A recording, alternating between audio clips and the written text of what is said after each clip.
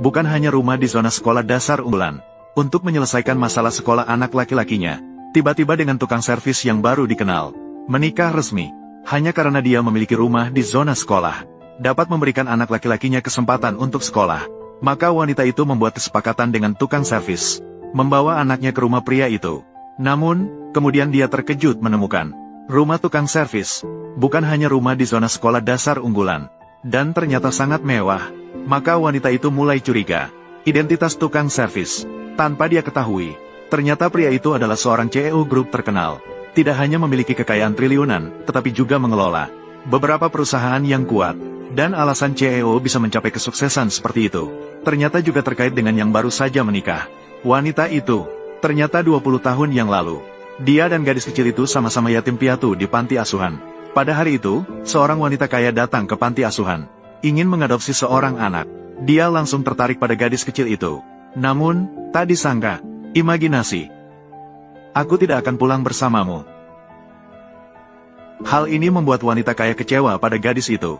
Tanpa pilihan, dia harus memilih seorang pria gemuk kecil yang lucu dan bijaksana. Saat wanita kaya pergi untuk mengurus proses adopsi, gadis itu diam-diam masuk dari pintu. Ternyata gadis itu sebenarnya tidak keberatan pergi ke keluarga kaya, karena dia tahu hanya keluarga kaya yang bisa menyembuhkan penyakit si gemuk. Hal ini membuat si gemuk mengingat baiknya gadis itu. Datang, kalung keberuntungan saya. Aku memberikannya padamu. Dengan ini, kamu pasti akan mendapatkan keberuntungan yang banyak. 20 tahun kemudian, si gemuk mewarisi bisnis keluarga, menjadi seorang CEO dengan kekayaan miliaran. Namun gadis itu tidak seberuntung. Dia memiliki suami yang suka minum dan kasar. Mertuanya juga selalu memilih-milih. Sekarang, setelah bercerai, mantan suaminya pun ingin bersama. Dia merebut hak asuh anak. Tetapi sekarang satu-satunya masalah yang mengganggunya adalah rumah di zona sekolah. Begitu dia mendapatkan rumah di zona sekolah, hak asuh anak menjadi miliknya. Maka dia menghabiskan semua tabungannya dan berhutang, membayar uang muka untuk rumah di zona sekolah. Namun hasilnya adalah bangunan yang tak selesai dan tidak kunjung diserahkan. Menghadapi mantan suami, berulang kali merebut hak asuh, maka dia memikirkan sebuah cara, yaitu mencari seseorang yang memiliki rumah di zona sekolah untuk dinikahi. Sementara itu, akhirnya CEO menemukan informasi tentang wanita itu. Kemudian dia tidak sabar, berencana untuk bertemu dengannya. Namun sayangnya, CEO malah kejadian tak terduga di tengah jalan.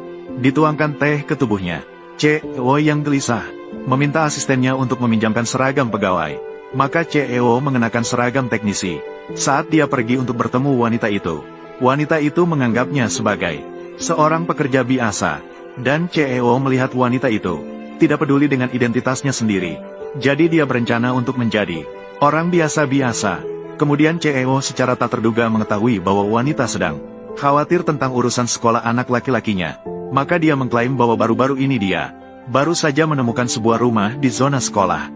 Menyatakan bahwa jika wanita itu menikah dengannya secara resmi, itu dapat menyelesaikan masalah sekolah anak. Bagaimana bisa begitu? Saya dalam keadaan bercerai dan membawa anak. Saya bahkan tidak memiliki pekerjaan tetap. Sama sekali tidak ada. Bersamamu, itu tidak akan membuatmu terbebani. Tidak bisa. Lihatlah apa yang kamu katakan. Saya juga hanya seorang teknisi perbaikan. Orang miskin tanpa uang bukan?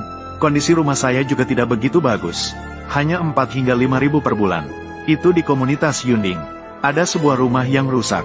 Komunitas Yunding itu adalah sekolah dasar unggulan nasional. Rumah di zona sekolah. Satu punya nilai jutaan. Semuanya bernilai puluhan juta. Sebenarnya rumah yang saya beli itu adalah rumah yang angker. Saat itu saya menemukan sebuah murah banget. Mama, aku suka paman tampan ini. Dia lebih baik dari ayah. Kamu harus menyetujuinya. Xiao Ning, kamu juga tidak perlu terlalu banyak berpikir. Dulu kamu sudah membantuku. Sekarang biarkan aku membantumu. Anggap saja ini milik kita berdua. Takdir belum selesai. Mari saling menjaga. Toh tidak akan merugi. Mama. Keesokan harinya, kedua orang itu pergi ke kantor urusan sipil untuk mengurus prosedur. Dengan cepat, keluarga 3 orang sampai di rumah presiden direktur. Namun, tiba-tiba wanita itu menerima telepon dari ibu tiri. Melihat hari nasional semakin dekat, hampir tiba, kamu juga tidak tahu untuk kembali melihatku. HMPH, aku melihatmu sekarang. Sepertinya sayapmu sudah kuat. Ingin terbang, bukan? Cepat kembali padaku. Maaf ya. Ibuku agak pemarah. Tapi dia telah merawatku selama belasan tahun. Dia memiliki jasa besar dalam membesarkanku. Aku juga tidak bisa tidak memperhatikannya. Tidak apa-apa. Apa yang akan terjadi pada kita di masa depan? Kita bisa menghadapinya bersama-sama. Ibu, kami sudah kembali. Feng Jianhui, kamu semua kenapa ada di sini ya? Xia Ning, apakah kamu tahu? Xiao Hui mencari anak. Dia sangat khawatir. Semua menyalahkan saya. Segera kembalikan anak itu kepada mereka. Ibu, saat bercerai dulu, pengadilan memutuskan anak itu untuk saya. Saya tidak akan memberikannya kepadanya. Sudah bercerai, kamu sudah merasa kuat sekarang. Kamu lupa masa lalu. Bagaimana cara saya menangani kamu? Hai, kau gadis nakal ini. Bagaimana bisa begitu keras kepala? Mereka sudah mengatakan, bersedia membayar 100.000 yuan. Sebagai kompensasi untukmu. Adikmu belum menikah. Menunggu uang untuk membeli rumah. Jika kamu masih tidak bertanggung jawab, aku tidak akan mengakui kamu sebagai putriku. Aku pergi tanpa harta. Hanya peduli pada anak laki-laki. Bagaimana keputusan pengadilan? Apakah kalian semua lupa? Saat itu pengadilan memberikan anak itu padamu. Karena saat itu anak terlalu kecil. Sekarang dia sudah besar.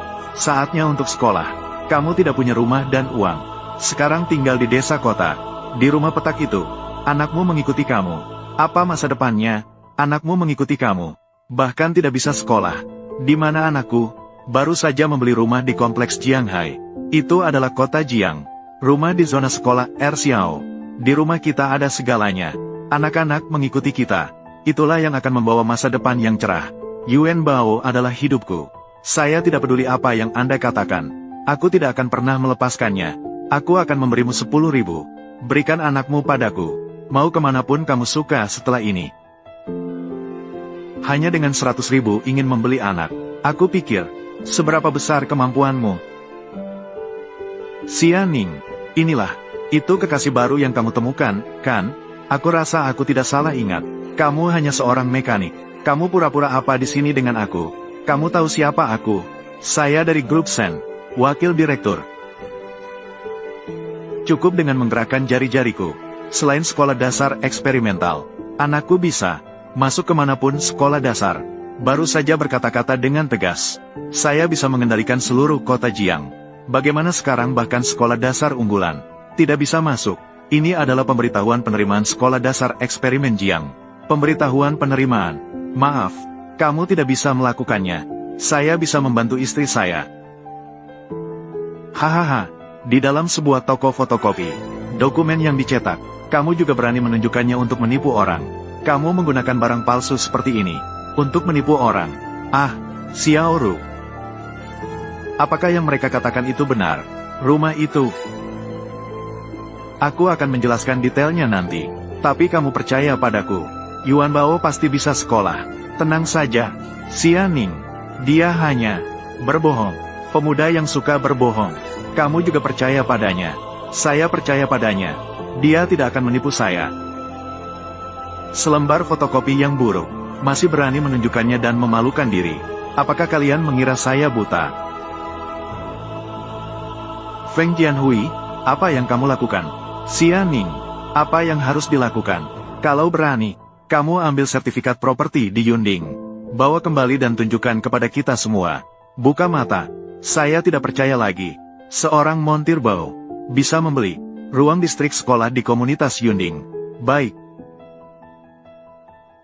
Rumah di zona sekolah di kompleks Yunding. Mengurus sertifikat properti di kompleks Yunding. Bawa ke saya. Siapkan beberapa lagi. Properti di kompleks mewah. Semuanya ditulis atas nama Xia Ning. Sebagai mahar untuk menikahinya. Sebelum kamu bual-bual, bisa buat draft dulu. Ah, kamu benar-benar mengira dirimu Presiden Grup Sen. Benar, aku memang Presiden Grup Sen. Sen Tingru. Kamu bilang kamu adalah dari Grup Sen. Presiden. Kamu juga tidak melihat cermin. Lihat dirimu sendiri. Kamu tidak memiliki sedikit pun karismanya sebagai presiden. Sen selalu lulusan luar negeri yang elit. Mengelola properti di kota Jiang. Tokoh penting. Bagaimana mungkin dengan seseorang yang tidak berguna dan sudah bercerai? Bersama-sama. Kamu bilang siapa yang sudah bercerai? Lepaskan aku sialan. Xiaoru, tangan montir. Kamu mengotori pakaianku.